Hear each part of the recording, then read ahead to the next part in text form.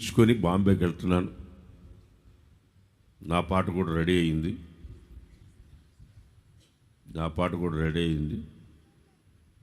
నిన్న మొన్న 2 రోజులు కూర్చొని రెడీ చేశాను.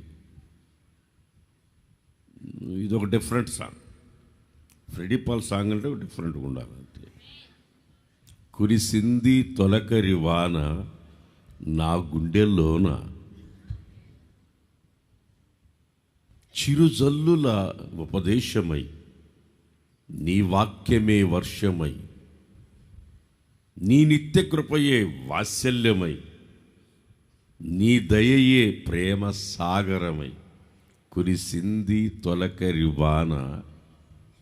చెప్పండి, నా గుండె లోన.